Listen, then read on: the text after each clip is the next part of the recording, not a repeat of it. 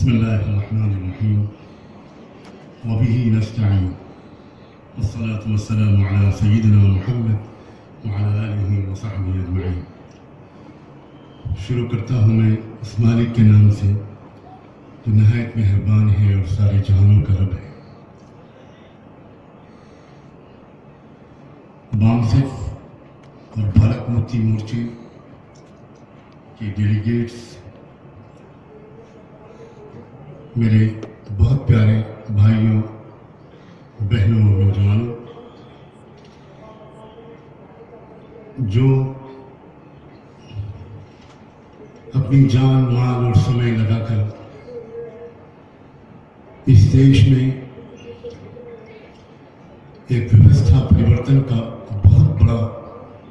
Challenging काम लेकर उठे हैं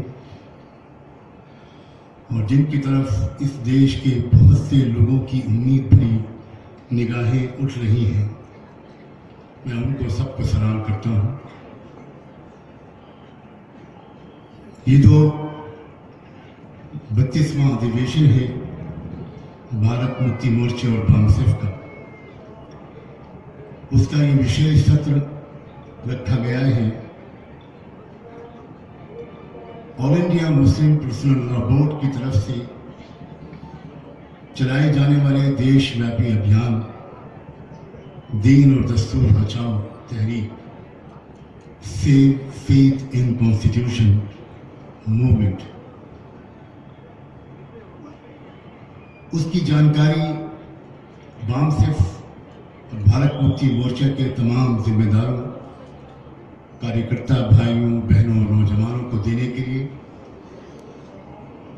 और इस अभियान के लिए पूरे देशव्यापी देश के पैमाने पर जो कुछ आइंदा करना है उसका एक प्लान, एक्शन प्लान बनाने के लिए मुझे ये जिम्मेदारी इस वक्त दी गई है कि इस सेशन के शुरू में मैं परिचय कराऊं इस अभियान का, इसके बैकग्राउंड का, क्यों इसकी आवश्यकता पड़ी, क्या है इसका टारगेट। और इसलिए मुझे पहले इसकी भी जरूरत महसूस होती है कि मैं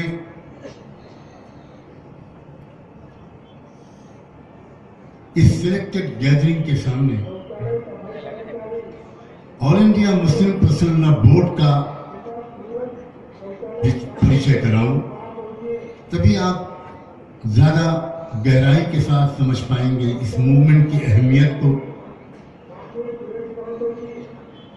और उस रिश्ते को जो इस अभियान का बामसेफ और भारत मुक्ति मोर्चे से बन रहा है, बल्कि बन चुका है।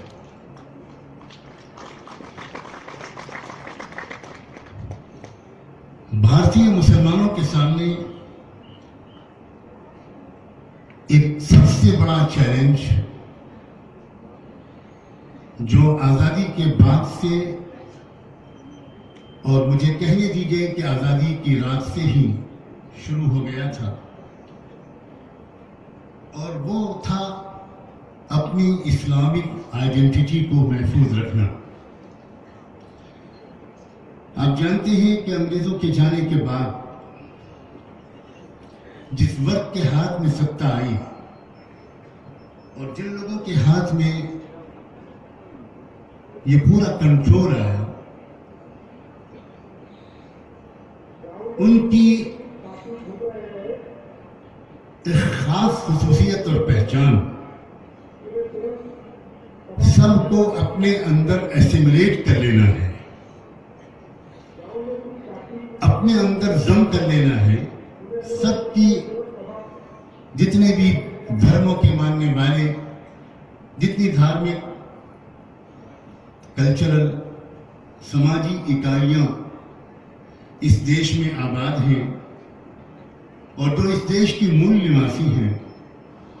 उनको अपने अंदर जज्ब कर लेना, जम कर लेना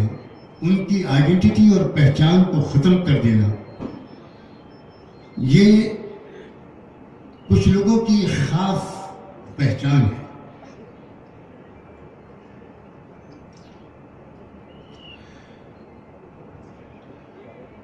सारी दुनिया ये बात जानती और मानती है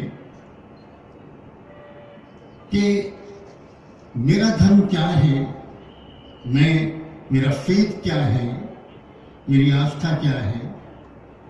मैं किस पर बिलोंग करता हूं, मैं किस पर बिलीव करता हूं, ये बताने का अधिकार व्यक्ति को खुद है, इंसान को खुद है। किसी दूसरे को ये बताने का अधिकार नहीं है कि तुम फुला हो और फुला नहीं हो। ये अधिकार किसी को नहीं है। लेकिन हम ये बात अच्छी तरह जानते हैं कि आजादी के बाद, नाम नेहाद और सो कॉल्ड आजादी के बाद, तथाकथित आजादी के बाद, जिन लोगों के हाथों में सत्ता आई, उन्होंने विशेषकर मुसलमानों को इस बात का निशाना बनाया कि उनका ब्राह्मणाइजेशन कर लिया जाए, उनको चाहे न चाहने के बावजूद उन पर इम्पोज कर दिया जाए अपना कल्चर, अपनी आस्थाएं, अपनी अकीदे, अपनी मान्यताएं, अपने रिचुअल्स। ये सबसे बड़ा चैलेंज भारत के मुसलमानों के सामने रहा है। और ये सिर्फ मुसलमानों के सामने नहीं रहा है, भारत में जितनी भी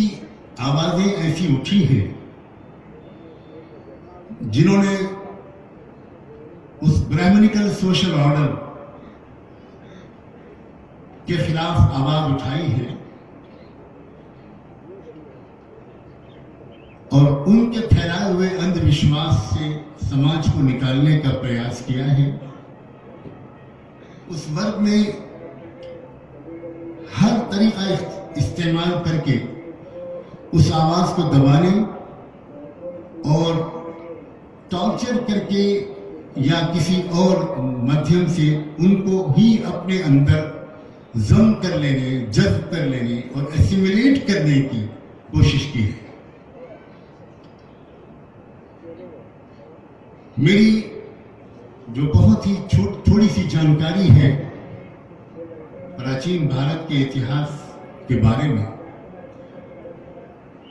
उसकी वजह से मैं ये बात बड़े आत्मविश्वास के साथ कह सकता हूं कि भारत में जो सबसे चीखती चिल्लाती आवाज मूर्ति पूजा के खिलाफ और ऊंच नीच के खिलाफ जो उठी थी, हजरत ईसा मसीह जीसस क्राइस्ट से भी पहले वो महात्मा गौतम बुद्ध की आवाज थी।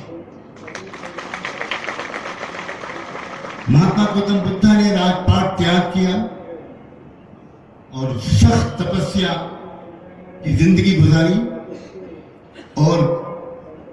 पूरे उपमहाद्वीप में उस जमाने में घूम फिर कर किन कठिनाइयों को बर्दाश्त करके, आज तो हम उनकी कल्पना भी नहीं कर सकते, उन्होंने वो संदेश दिया। और चूंकि उनका संदेश मूर्ति पूजा के खिलाफ था और मूर्ति पूजा इंसानों को अपना गुलाम बनाने का सबसे ज्यादा यकीनी रास्ता होता है, इसीलिए जिन पैगंबरों ने, जिन सच्चाई के संदेश फैलाने वालों ने इंसानों को इंसानों की गुलामी से निजात दिलाने और छुटकारा दिलाने का संघर्ष शुरू किया और इंसानों को एक मालिक की बंदगी तक पहुंचाने की आवाज लगाई, उन्होंने सबसे ज्यादा जोरदार आवाज में नकारा मूर्ति पूजा को। इसलिए कि यही मूर्ति पूजा इंसानों का गुलाम बनाती है। एक पर्टिकुलर क्लास बनाया जाता है जो पूजा कराता है और इस तरह इंसान के और खुदा के दरमियान कुछ ब्रोकर्स, कुछ एजेंट्स, कुछ दलाल, कुछ लोग पैदा हो जाते हैं जिनका धंधा इसी से चलता है। महात्मा गौतम बुद्ध ने आवाज लगाई और लाखों और करोड़ों भारत के मूल निवासियों ने उस आवाज पर लब्बैक कहा और लोग इनके इर्द गिर्द जमा हुए और देखते ही देखते भारतीय समाज बदल गया।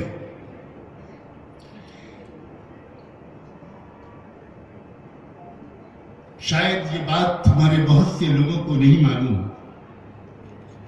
कि मुस्लिम उलमा में ऐसे भी लोग गुजरे हैं जिन्होंने इस बात की संभावना स्पष्ट शब्दों में बयान की है कि महात्मा गौतम बुद्धा की जिंदगी के बारे में और उनकी उन टीचिंग्स के बारे में जो डिस्टॉर्शन से पहले की मिलती है, उनको पढ़कर इस बात की संभावना लगती है कि वो भारत में भेजे गए खुदा के पैगंबरों में से एक थे। हम मुसलमानों की ये बात, ये आस्था है कि पैगंबर सिर्फ अरब में नहीं भेजे गए, पैगंबर पूरी दुनिया के हर इलाके में भेजे गए। हम यकीन के साथ तो सिर्फ उनको पैगंबर कह सकते हैं जिनका पैगंबर की हैसियत से कुरान में तज़किरा आया है, लेकिन कुरान में ये भी कहा गया है कि हमने कुरान में बहुत कम पैगंबरों का तज़किरा किया है जिन पैगंबरों को हमने दुनिया के अनेक इलाकों में भेजा था, उनकी संख्या बहुत ज्यादा है। भारत में फिर एक बार वर्ग पलटा गया और उसी विशेष वर्ग ने जो अपनी तंग नजरी के लिहाज से, अपनी छोटी बुद्धि के लिहाज से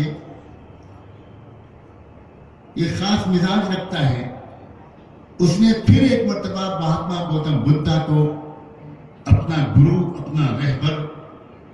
मानने वालों पर अत्याचार शुरू किया और इतने भयानक तरीके पर उन पर जुल्म हुआ है कि उसको पढ़कर भी रोंगटे खड़े हो जाते हैं। जो मुसलमान भाई और बहन यहां बैठे हैं वो खासतौर पर ये बात नोट करें कि जो जुल्म आज मुसलमानों पर हो रहा है, कहीं उनको जलाया जा रहा है, कहीं उनको मारा जा रहा है, तरह तरह के अत्याचार हो रहे हैं, उनको मौलिक अधिकारों से महरूम किया जा रहा है। इसी तरह के अत्याचार उस जमाने में बुद्धिस्ट भाइयों और बहनों पर हुए। जिंदा जलाने के जबरदस्त वाकयात हुए और फिर उसके नतीजे में क्या हुआ, वो जो एसिमिलेशन की बात मैं कह रहा हूं कि वो जो रेजिस्टेंस जीती है कोई कम्युनिटी और उन सख्त षड्यंत्रों का मुकाबला करके अपनी आइडेंटिटी को, अपने फेथ को, अपने दीन को, अपने मजहब को, अपनी आस्था को, अपने कल्चर को बचाती है, एक जमाने के बाद आकर ये बात हम दुख के साथ नोट करते हैं कि बुद्धिस्ट कौम के भी बहुत से लोगों ने उस षड्यंत्र के सामने हथियार डाल दिए और आज ये इसी के कारण ये बात नजर आती है कि महात्मा गौतम बुद्धा की सबसे ज्यादा जोर जो था वो मूर्ति पूजा के खिलाफ था और आज इस देश में जो सबसे बड़ी मूर्ति बनी हुई दिखाई पड़ती है वो महात्मा गौतम बुद्ध की। इसी तरह जैनियों के साथ हुआ है। मैं समय के बचाने के लिए कहता हूं, आजादी के बाद से उसी षड्यंत्र का निशाना मुसलमान बनाए गए और उसके साथ एक तीर जो ऊपर चढ़ाया जाता था उसके कई निशाने लगे। ये इस वक्त का विषय नहीं है, मगर मैं अपना फर्ज समझता हूं कि इसका भी कुछ न कुछ तज़किरा कर दूं। तीर बज़ाहिर मुसलमानों पर चढ़ाया जाता है, लेकिन निशाना सिर्फ मुसलमान नहीं होते, निशाना वो करोड़ों SC ST और OBC के मूल निवासी भाई और बहन भी होते हैं जो हिंदू नहीं थे और उनको भी हिंदू बना लिया गया, उनको भी एसिमिलेट कर लिया गया, उनकी भी अपनी आइडेंटिटी से उनको महरूम कर दिया गया। और आज उनमें से बहुत से लोग, अगर ये बामसिफ की आंदोलन न होता, अगर ये भारत मुक्ति मोर्चा का अभियान न होता, अगर ये चीखती चिल्लाती आवाज न होती, अगर मेशाम जैसी लोगों की एक बहादुरी के साथ और तारीख के ऑथेंटिक स्टडी के बाद अगर ये मुताला न होता, तो मुझे ये कहने की इजाजत दीजिए, आप में से भी बहुत से लोग शायद अभी तक इस बात की जानकारी आपको न मिलती कि आपके पूर्वज हिंदू नहीं थे। भारत के मुसलमानों की जो सबसे बड़ा चैलेंज इस मुल्क में झेलना पड़ रहा है वो है इस बात का चैलेंज, नौकरियों का मसला बेशक बहुत गंभीर मसला है, नौकरियां नहीं मिलती मुसलमानों को, आरक्षण नहीं दिया जाता मुसलमानों को, उनको रिप्रेजेंटेशन नहीं मिलता पॉलिटिकल सिस्टम में, बहुत सी समस्याएं हैं। लेकिन मैं आज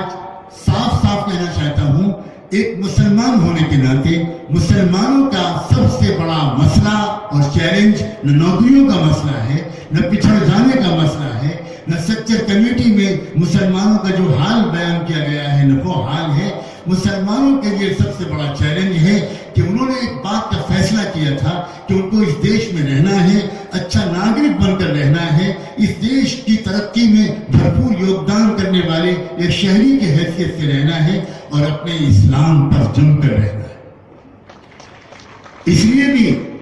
कि इस्लाम सिर्फ इसलिए कि हमारा वो धर्म है और हमें वो अजीज है, नहीं,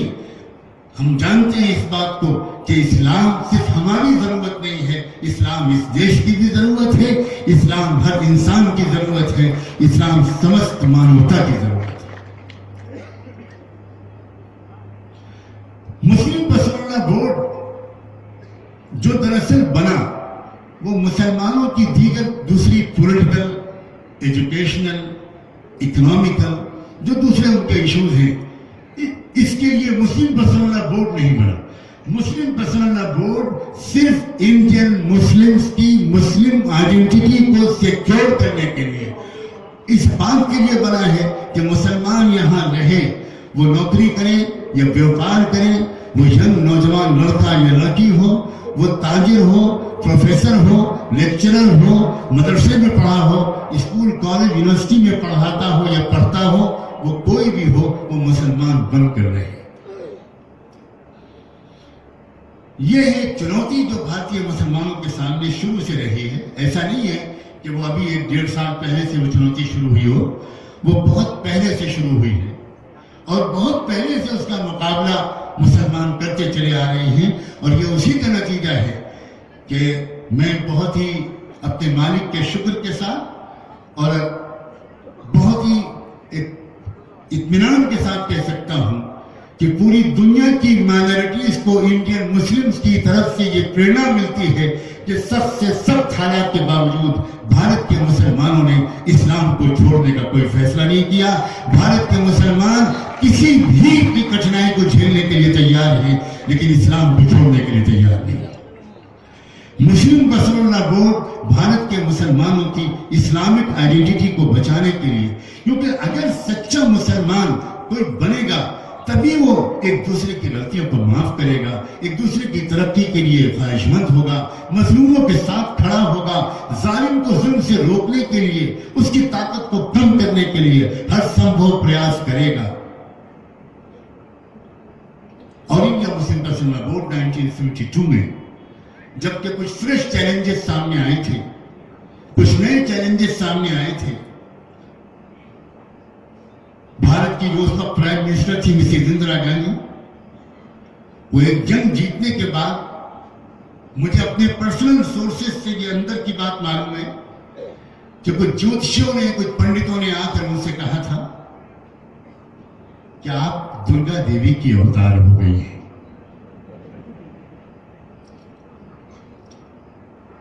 बड़ी मिश्राम जी मुझे याद दिला रहे हैं कि अटल बिहारी वाजपेयी ने पार्लियामेंट के फ्लोर पर मिसेस गांधी को दुर्गा देवी कहा था। जो सज्जाद नमानी भूलेगा उसे मेशराम याद दिलाएंगे, जो मेशराम भूलेंगे उसे सज्जाद नमानी याद।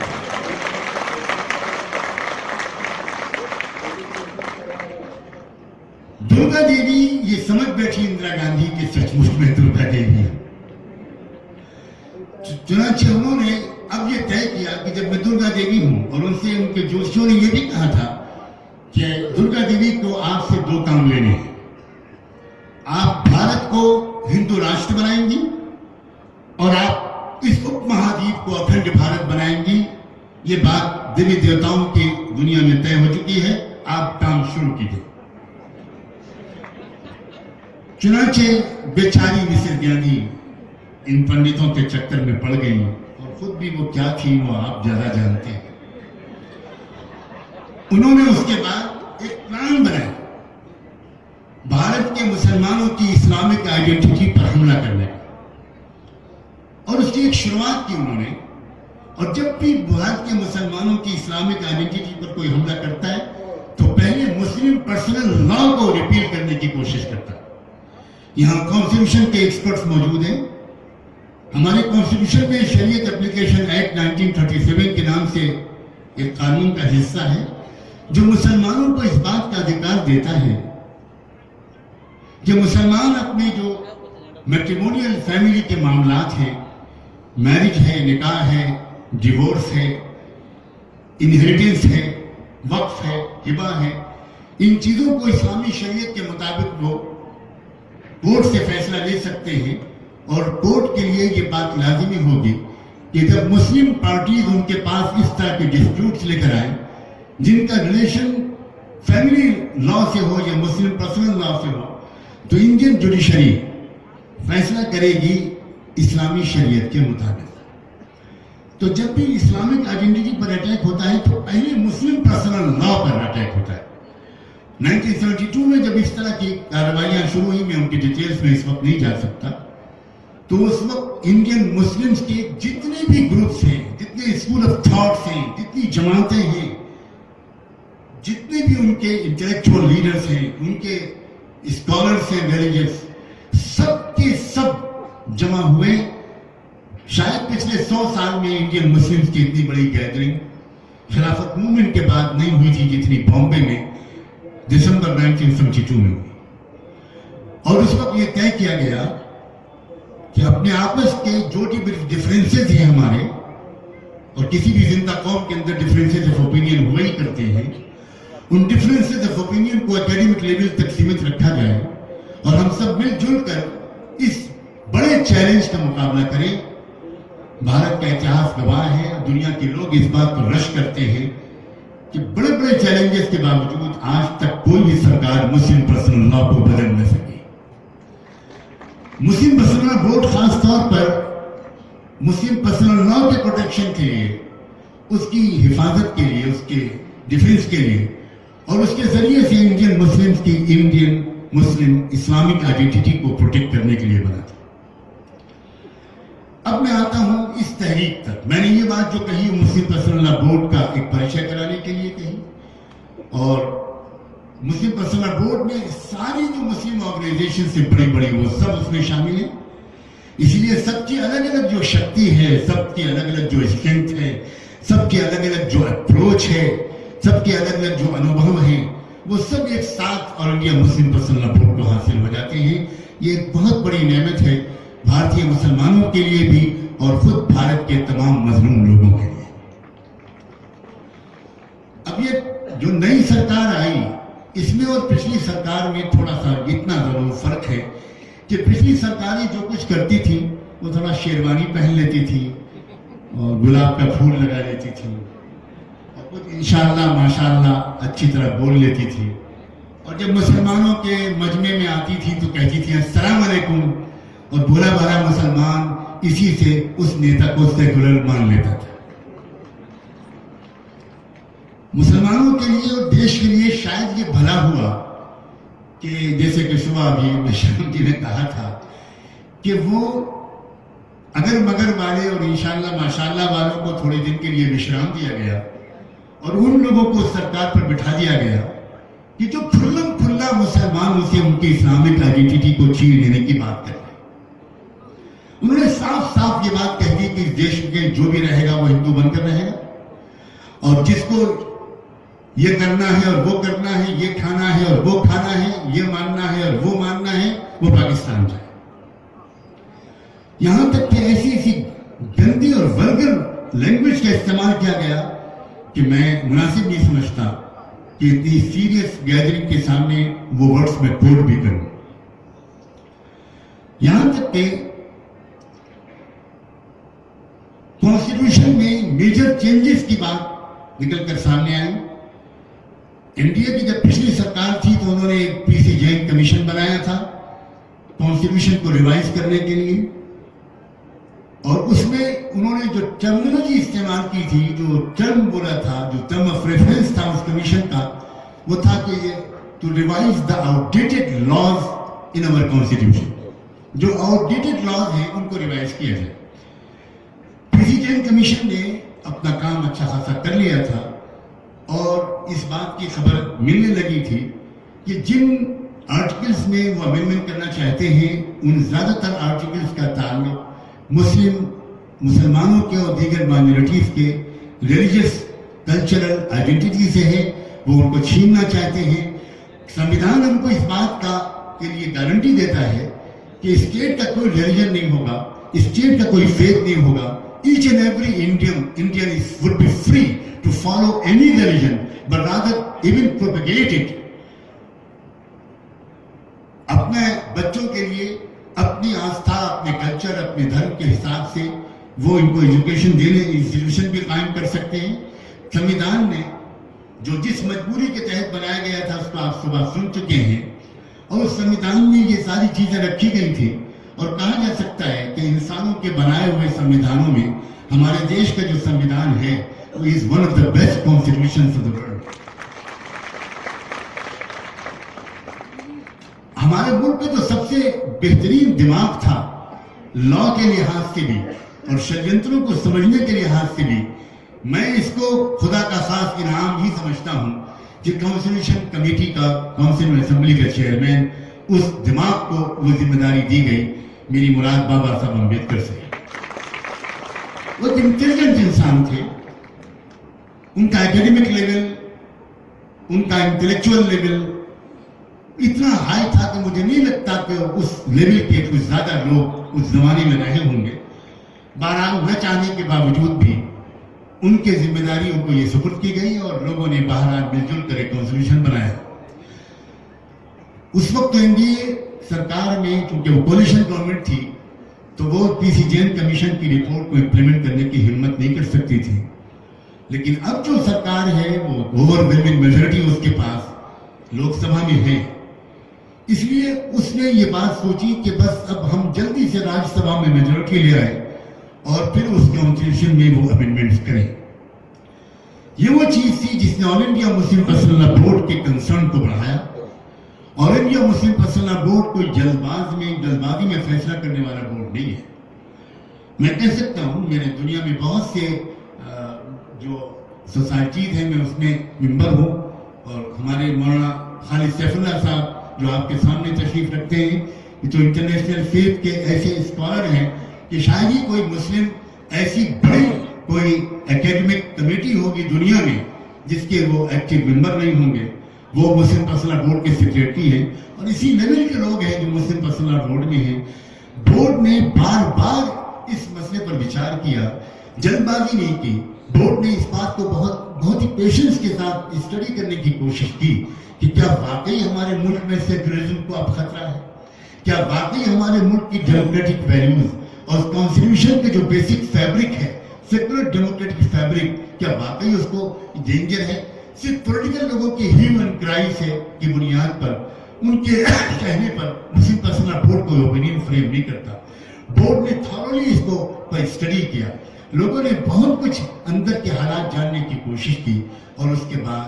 7 जून 2015 को लखनऊ में जो वर्किंग कमेटी की मीटिंग हुई उसमें कई मीटिंगों के डिलिब्रेशंस के बाद बोर्ड ने यह फैसला किया इनफ इज इनफ। अब बहुत देर हो जाएगी अगर अब भी हमने इस भारत के दस्तूर के संविधान की खास तौर पर उसका जो बेसिक फीचर है डेमोक्रेटिक और सेक्युलर उसको प्रोटेक्ट करने के लिए अगर हम मैदान में न उतरे। एक और बात खास तौर पर जो आपको बताने की है कि मुस्लिम पर्सनल लॉ बोर्ड की उस विजनरी लीडरशिप में खास तौर पर हमारे सदर मोहतरम हजरत मौलाना सैयद मोहम्मद राबे नकवी साहब ने और उनके जो सेक्रेटरीज हैं उन सब लोगों ने मिलकर जो ये फैसला किया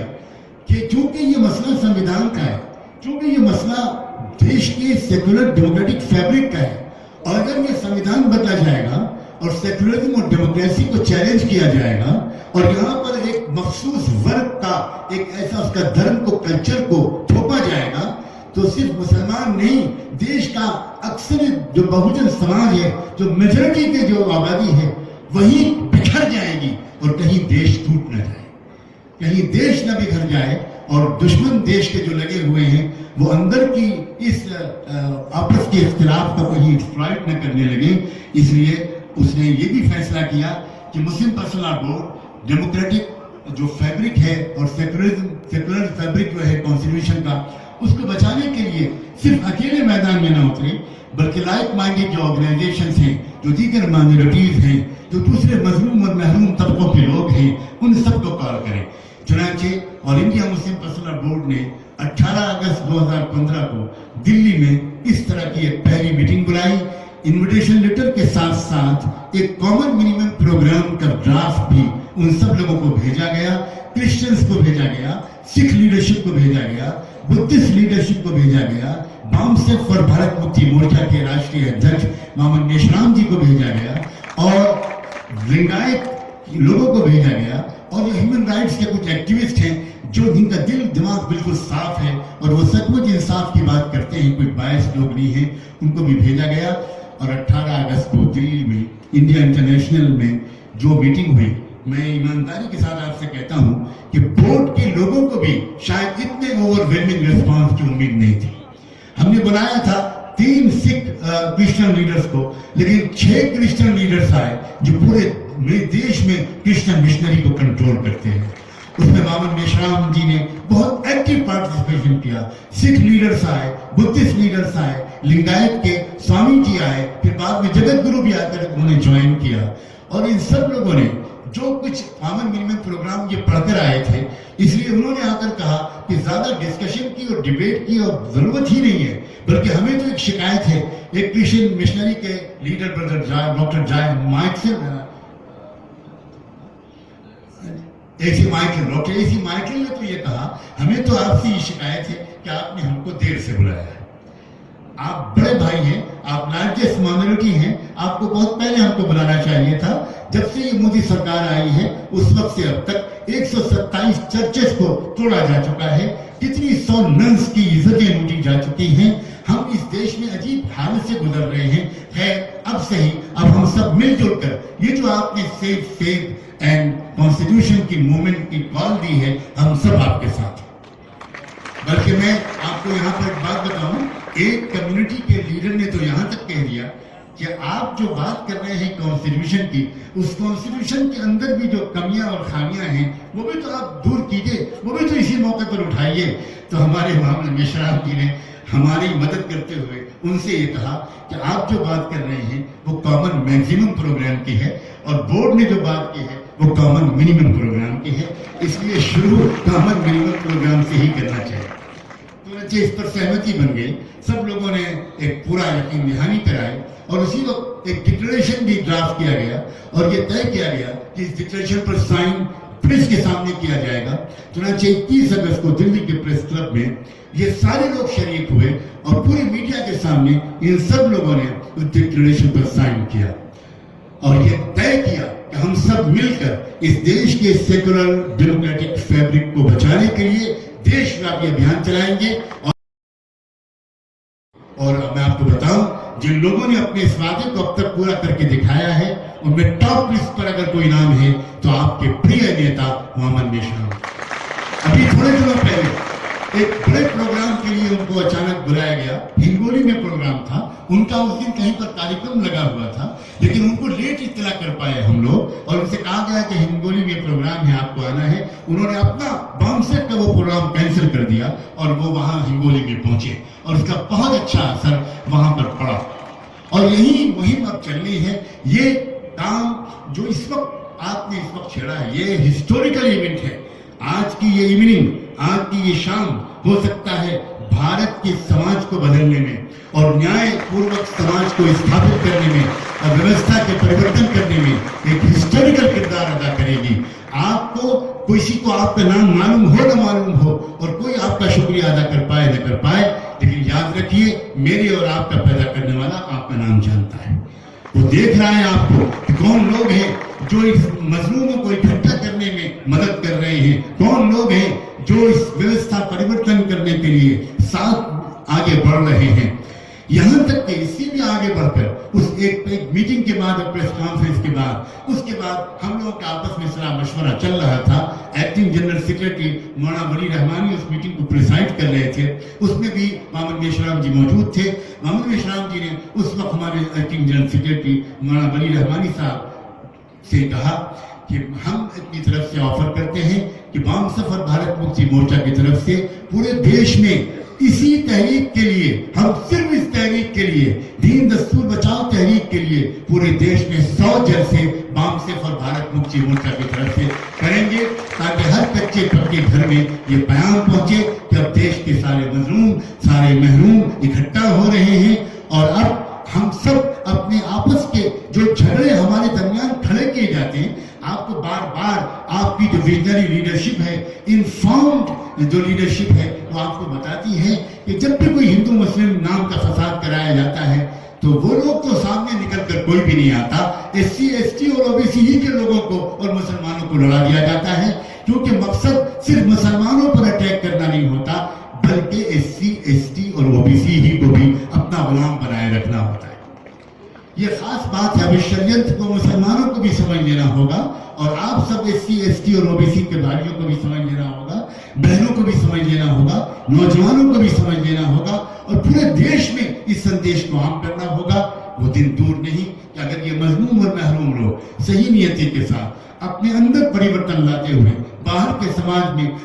एक कॉम्प्रहेंसिव चेंज, एक फंडामेंटल चेंज लाने की जो कोशिश आपने शुरू की है, अगर वो सही सिमत में नियति के साथ आगे बढ़ती रही तो मैं समझता हूँ बहुत जल्दी हम अपनी मंजिल तक पहुंच जाएंगे। और all India Muslim personal board का मैंने परिचय कराया। All India Muslim personal board की तरफ से चलाई जाने वाली इस तहरीक का परिचय कराया। All India Muslim personal board मुसलमानों को साफ साफ ये बात कहता है कि तुम प्रैक्टिसिंग मुस्लिम बनो, तुम असली मुस्लिम बनो, तुम अपने पड़ोसियों का दिल जीतो, तुम गरीबों, महरूमों और मजलूमों से अपने रिश्तों को जोड़ो। हज़रत मोहम्मद सल्लल्लाहु अलैहि वसल्लम ने एक बार मालिक से पूछा था, लोग पूछते हैं, मैं भी आपसे पूछता हूँ, आप कहाँ मिलते हैं? तो खुदा हज़रत मोहम्मद ने कहा था, अल्लाह ने मेरे प्रश्न का जवाब देते हुए कहा है, मैं टूटे दिल वाले कमजोर बंदों और बंदियों के पास हूं। भारत में जो आज 20 से लेकर 22 करोड़ तक मुसलमान हैं, इन मुसलमानों के अक्सर पूर्वज मूल निवासी लोग थे, वो यहीं के लोग थे और ये लोग आप ही के और हमारे ये गोया बाप दादा थे। क्यों इन्होंने इस्लाम कबूल किया? और मैं पूरे चैलेंज के साथ कह सकता हूं, ओवरवेलमिंग मेजॉरिटी इन सब की बुद्धिस्ट थी और इन्होंने जो इस्लाम का स्वागत किया उसकी बहुत बड़ी वजह ये थी कि महात्मा गौतम बुद्धा की जिंदगी के जब अंतिम क्षण थे, जब वो दुनिया से जा रहे थे, उस वक्त उनके एक विशेष सबसे खास जो उनका चाहने वाला शागिर्द था, उसने कहा था, गुरु महात्मा जी आप तो जा रहे हैं, अब हमको आप किस पर छोड़कर जा रहे हैं? उस वक्त उन्होंने कहा था, मैं अंतिम बुद्धा नहीं हूं, अंतिम बुद्धा आने वाला है। जब वो अंतिम बुद्धा आ जाए या उसके शागिर्द लोग आ जाए, उस वक्त तुम फौरन उसकी बात को स्वीकार कर लेना। ये कारण था, ये मजलूमियत भी थी, महरूमी भी थी, ये सताए हुए लोग थे और इस्लाम का जो मुसावात और बराबरी का पैगाम था, कोई ऊंच नीच नहीं। इसलिए आपको हैरत होगी, पहली ही शताब्दी से इस्लाम के आने के बाद पहली, दूसरी, तीसरी और चौथी शताब्दी में जितने बड़े बड़े स्कॉलर्स, जितने बड़े बड़े इमाम, जितने बड़े बड़े संत, जितने बड़े लोग धर्मगुरु गुजरे हैं, उनमें शायद 70% से ज्यादा लोग दास और गुलाम बिरादरी से ताल्लुक रखते थे, दबे कुचले बिरादरी से ताल्लुक रखते थे। इतना ऊंचा उठाया था इस्लाम ने इस तबके को। मैं वो दिन बहुत दूर नहीं मानता जिस दिन ये भारत, ये समाज बदलेगा और खुदा करे कि इसके बदलने में हमारा आपका प्रयास का भी हिस्सा हो। मैं उम्मीद करता हूं कि इस बात से मुस्लिम पर्सनल बोर्ड का पैगाम आपके आपके सामने आ गया होगा। मैं बहुत शुक्रगुजार हूं मामसिफ का और भारत मुक्ति मोर्चे का, उसकी विजनरी लीडरशिप का, बोर्ड की तरफ से भी, अपनी पर्सनल तरफ से भी, क्या आपने इतना इस अधिवेशन का एक विशेष सेशन इस काम के लिए मखसूस किया। और कल भी जो महिलाओं का सेशन होने वाला है सुबह 10 बजे से लेकर 2 बजे तक का, उसमें खास तौर पर आपने एक जो विषय रखा है कि मजलूम महरूम तबकों को एम्पावर करने के लिए में मुस्लिम महिलाओं का क्या किरदार होगा, ये कल दिन का विषय है। और ये बता रहा है कि कितनी सीरियस हो गए हैं, कितने मजबूत हो गए हैं हमारे और आपके रिश्ते। खुदा करे कि इसको नजर में लगे। बहुत बहुत शुक्रिया। हजरत मौलाना